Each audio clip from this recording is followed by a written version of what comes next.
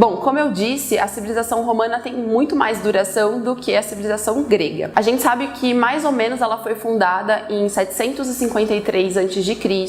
e teve a duração até 476 depois de Cristo. Então isso mostra que foi um período, uma duração muito maior. Até porque os romanos tiveram tipos de organizações políticas diferentes ao longo do tempo. Bom, a gente vai começar a falar então da monarquia. Esse período é o que os historiadores têm menos fontes históricas. A gente sabe algumas coisinhas ali a respeito disso. A gente sabe que por ser uma monarquia, foi um governo de um monarca, de um rei.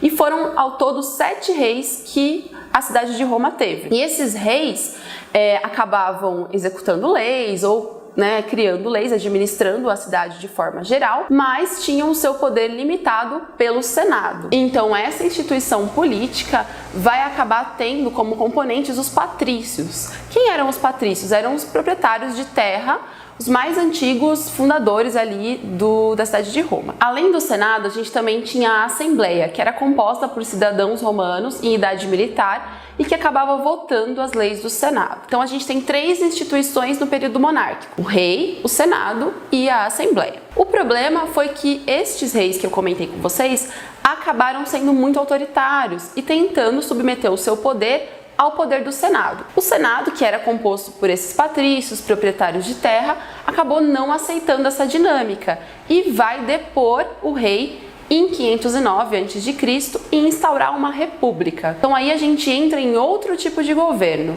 E o que seria uma república? República em latim significa coisa pública. Significa que as pessoas que estão ali no poder representam o povo e que ficam um determinado período no poder, certo? O problema é que nesse momento em Roma apenas os patrícios estavam no poder, essa classe, essa elite proprietária de terras. Então isso vai ser muito importante para a gente entender. É o Senado que vai impor a república e é o Senado que vai estar dentro de todas as instituições. Falando em instituições, como a gente tem uma mudança de governo, mudam também as instituições. Então o Senado agora se torna o órgão máximo da república. É claro, foram os patrícios que tiraram o rei, são os patrícios que vão ser os representantes maiores ali da população. No Senado você tinha a votação de leis, a administração da cidade, a parte administrativa e financeira também. Depois do Senado a gente vai ter a magistratura, que era composta também por patrícios,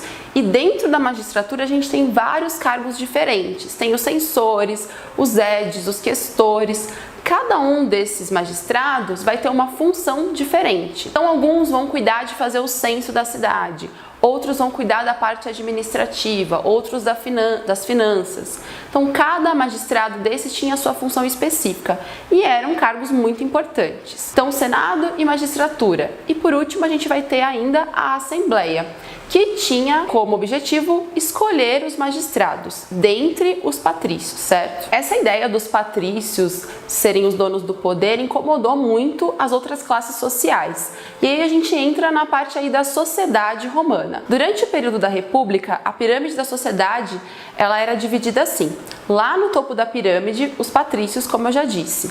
Abaixo dos patrícios, a gente tinha os plebeus, que eram muitas vezes pequenos agricultores, comerciantes e artesãos. Dentro da classe dos plebeus, a gente vai ter os clientes. Era como se fosse um tipo de plebeu. Esses clientes, eles trabalhavam para os patrícios em troca de favores, já que eles não tinham a propriedade de terra. E abaixo dos plebeus, a gente vai ter quem? Os escravizados. Quem eram escravizados lá em Roma? Ou você tinha alguma dívida, então você era um escravizado por dívida, ou se você fosse um derrotado, um vencido de guerra, como era de costume nessa parte aí da antiguidade, certo? A escravização vai ser, durante muito tempo, a base da economia da sociedade romana. Esses plebeus que não tinham participação política, que eram homens livres, que queriam mais direitos, vão acabar se revoltando contra os patrícios, já que eles não tinham nenhum cargo dentro das instituições. São várias lutas, são várias revoltas e pressões a partir ali da ideia de entrar nesse governo, e vai chegar um momento que os plebeus vão ameaçar sair da cidade, inclusive eles vão acabar se escondendo ali num monte próximo de Roma, e vão ameaçar, vão dizer para os patrícios: olha, a gente não vai voltar enquanto vocês não derem um cargo político pra gente. Claro que os plebeus, eles eram muito importantes dentro da economia ali da sociedade romana. Então os patrícios vão acabar aceitando, trazendo os plebeus de volta e dando alguns cargos políticos para esses plebeus. O primeiro cargo e o grande cargo mais importante vai ser chamado de tribuno da plebe. Era um cargo dentro da instituição da magistratura, e esse cargo permitia que os plebeus criassem leis e muitas vezes até vetassem alguma lei que o Senado ou que os magistrados tivessem criado e que não agradasse aos plebeus. Teve também muitas outras conquistas dos plebeus dentro desse contexto e que foram muito importantes para a cidadania dessa parte da população. Outra mudança importante que os plebeus conseguiram a partir dessas revoltas foi a Lei das 12 Tábuas. Essa lei foi extremamente importante. Na verdade, era a compilação de todos os costumes, as ideias a respeito de crimes e outras obrigações que os romanos tinham, que eram só faladas e que foram colocadas de forma escrita. Qual que é a importância disso? Quando você coloca essas leis por escrito, você deixa bem mais justo ali a sociedade, porque não existiria contestação a respeito do que está acontecendo, pelo menos na teoria.